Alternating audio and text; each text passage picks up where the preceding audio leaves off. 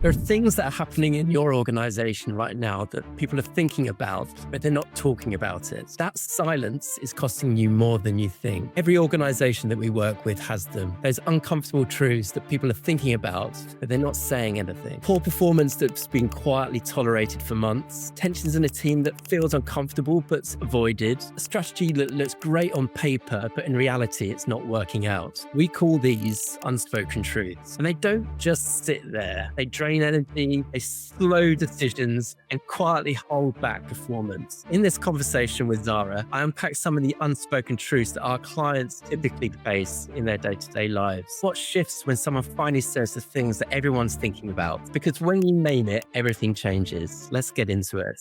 We talk a lot about unspoken truths, and we've got lots of them that we share with clients to get people talking about naming some of those unspoken truths in the organizations that they're working for. So what I thought we would do is pick out a few unspoken truths that we hear a lot and we have heard a lot about in organizational life, both in the UK and outside of the UK. And I think the one that I would like to start with is this one. So it's, we're too nice and we avoid difficult conversations. So what do you think about that, Zara? Absolutely. So I have heard that at board level. I have heard that working with teams at every level throughout organizations. We're too nice. Is that the one? Yeah. You just said Yeah. because it's nice to be nice, isn't it? It's nice to be nice. And we all want to be nice, right? Nice is good. I'm not saying We that do want to nice is be not nice, good. don't we?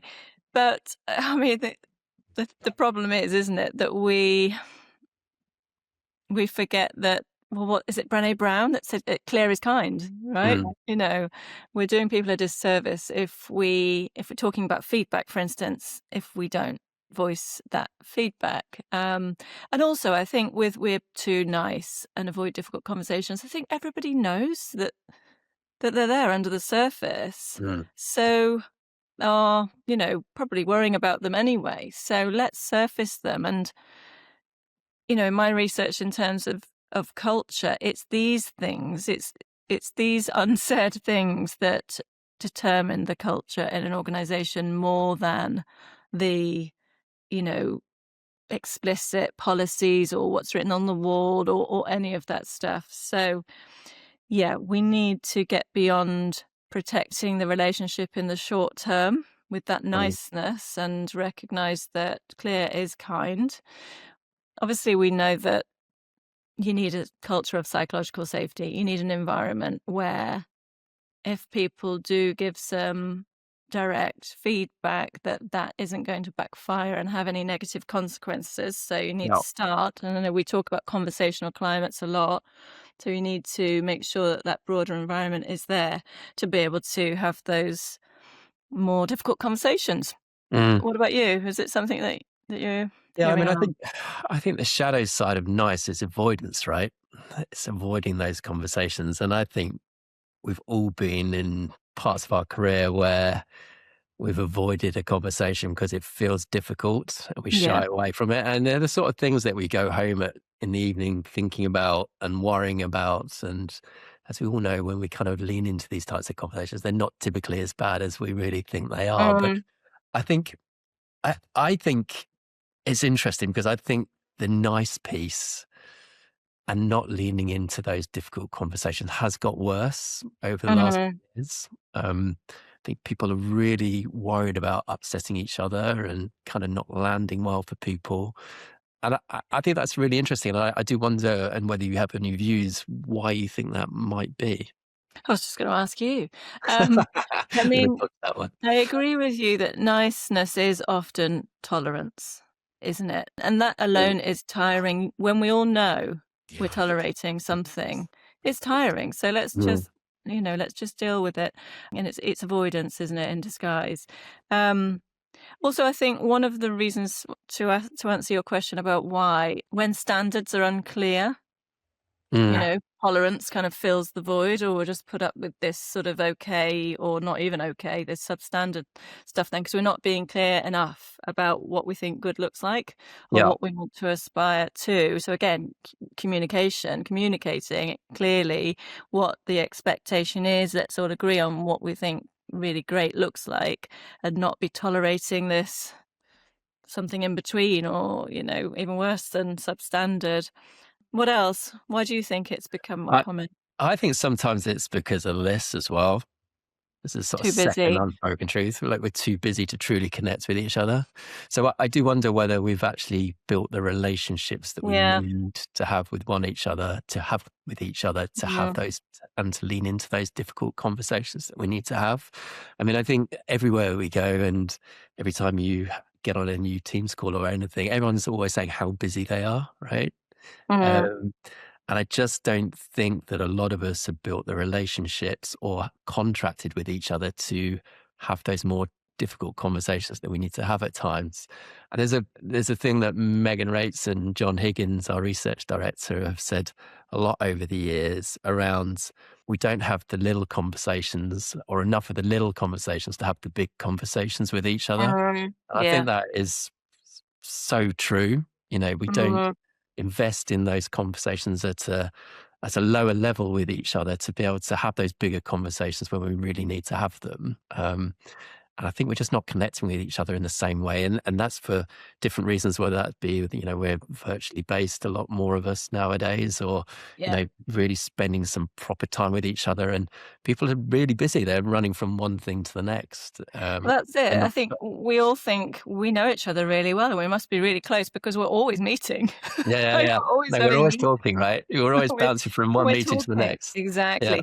But we talk about the types of conversations, don't we? And obviously the right conversation, because I think if you do an audit of all of the work conversations you've had, you notice that they're all very transactional. Mm, And interesting, isn't it, in a world of AI where, in theory, much of that could probably be automated by a machine. We don't mhm. even need to be having those conversations. We need to be having the other conversations, the more elevated conversations, the more human conversations, but we're not. And so I think there's this misunderstanding that we've got that closeness because we're speaking a lot, but we're Yeah. speaking on this really superficial level.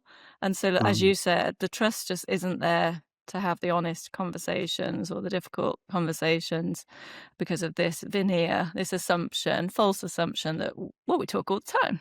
yeah. So Yeah. surely we've got proximity and closeness. Yeah. And I think, again, moving from that point, I think we're constantly having the very close horizon conversations, aren't we? The here and now. I don't think we're really looking further afield in terms of some of the conversations that we need to have, Yeah. particularly at senior boardroom level. Sometimes it's the operation, that's what's going on at the moment, what needs to happen next. Have you got any particular views on that in terms of, moving between those kind of further on horizon conversations that kind of we need to get a little bit more stuck into? Yeah, I think again it comes down to the busyness. So one of the cards that really resonates with me is the unspoken truth about mistaking silence for agreement. Mm, Um, And I think it's because we're too busy to rush on to the next thing. We're dealing with the firefighting in the short term, and we are looking this one here, yeah, and we're looking to get that thing solved and move on quickly because there's so much to do.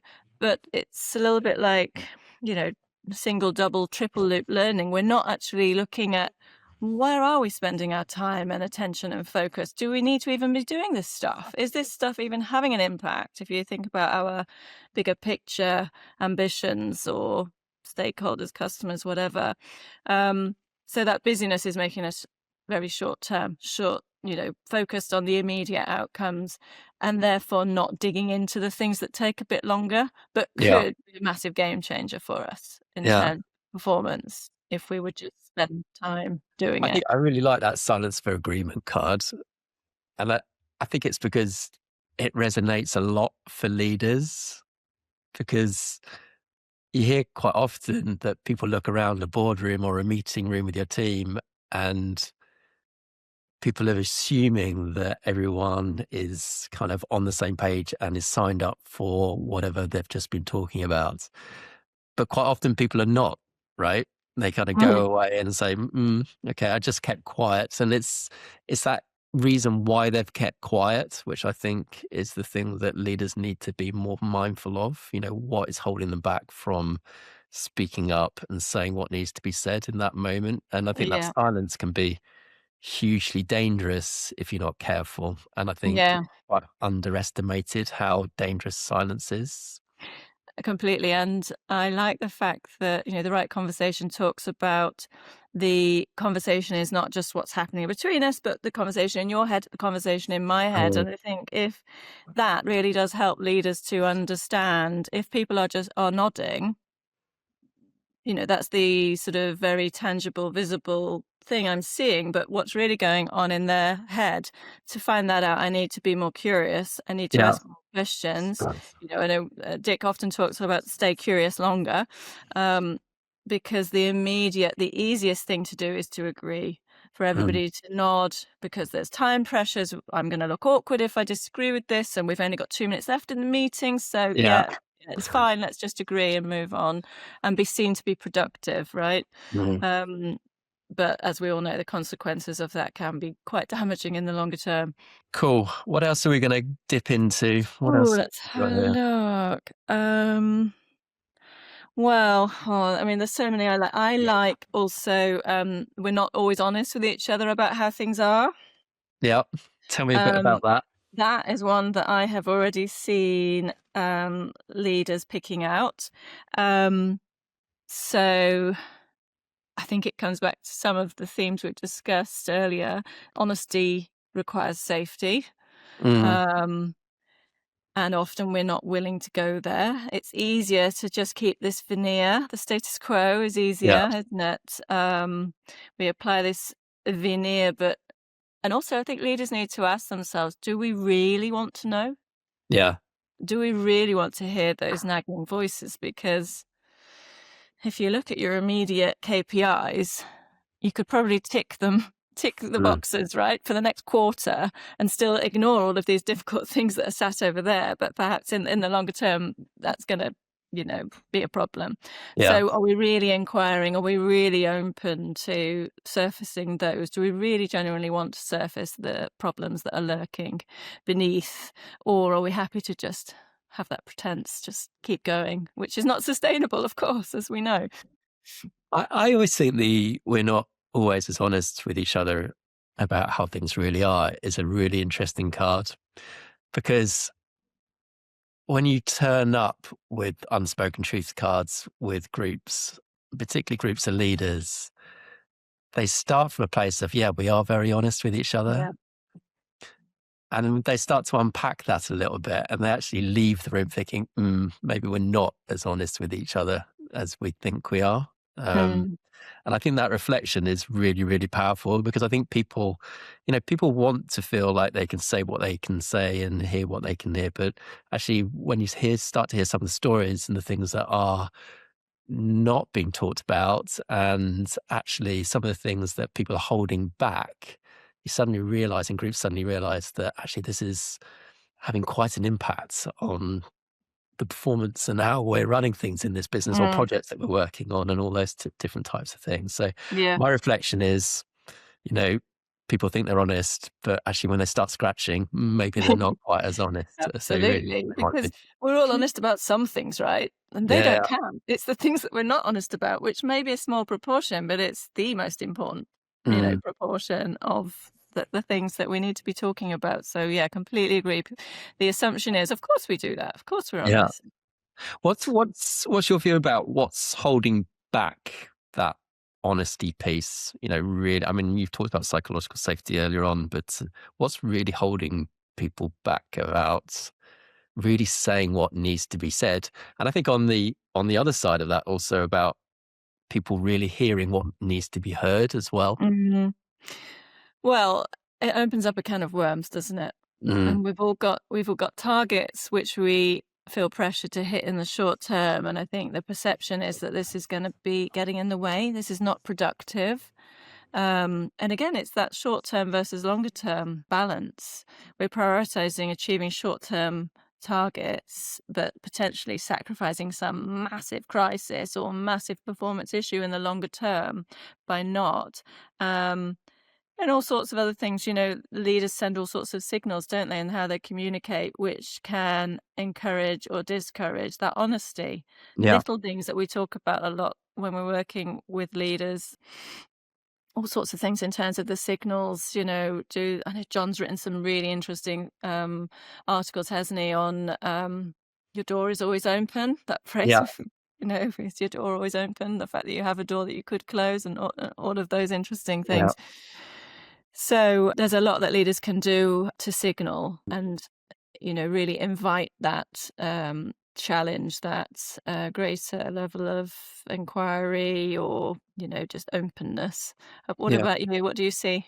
Um, yeah, I mean, I think a lot of it connects back to people's misinterpreting how scary and powerful you can be at a leadership position.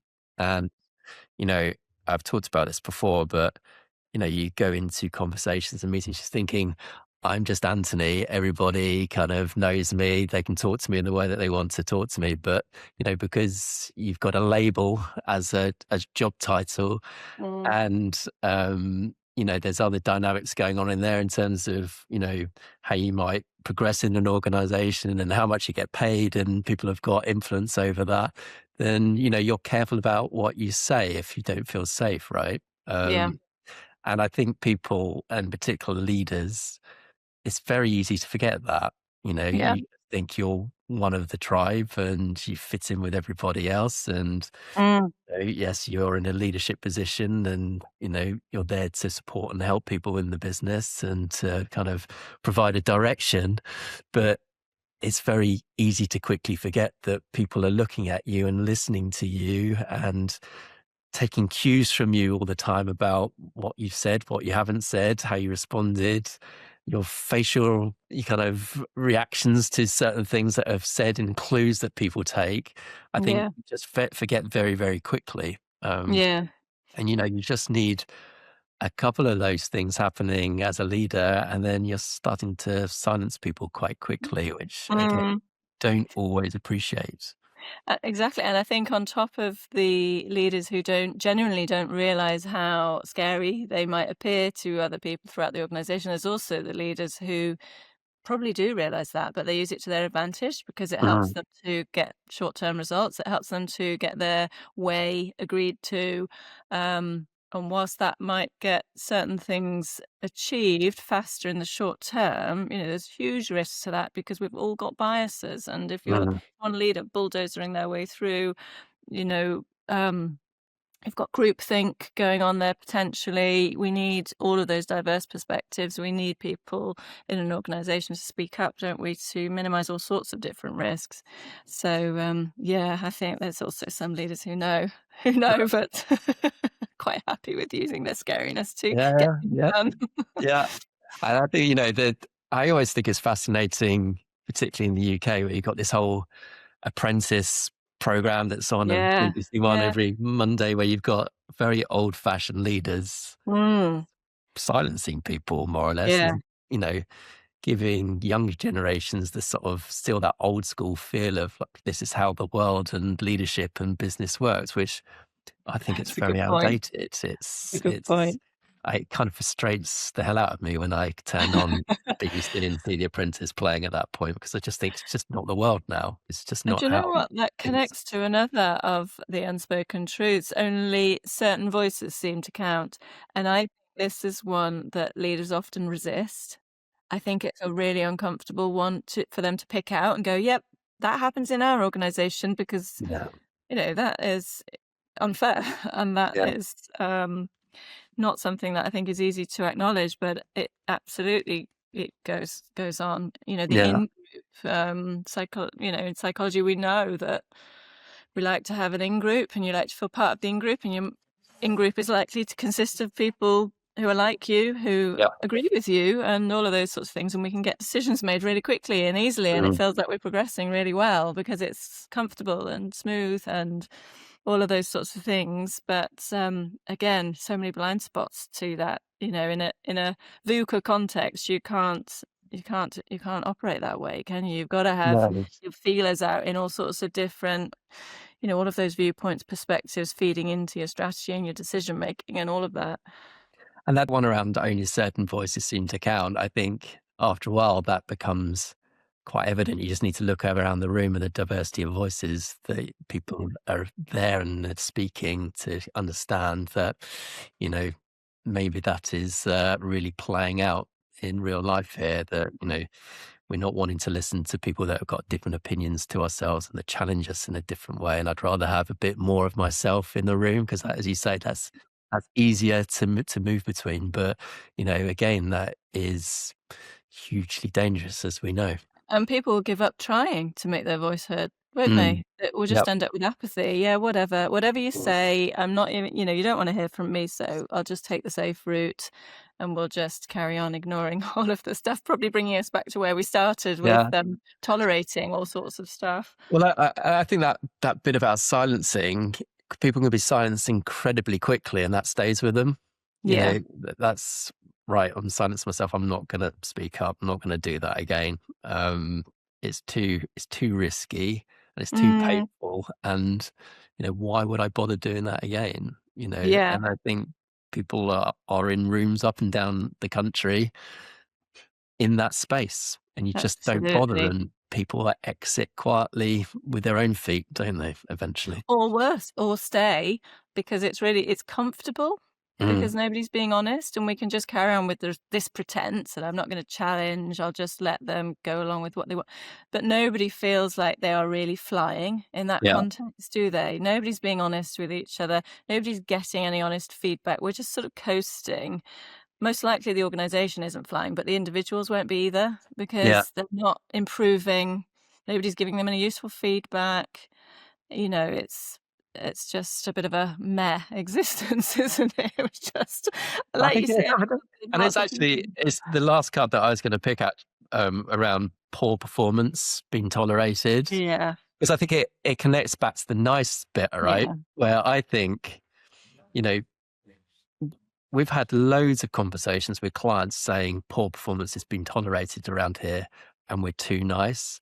And actually, the result of that is there are people in their careers, in their businesses that um, are not being supported to progress because they're not having the conversations that they need to have around the performance issues that Mm, those individuals have. yeah.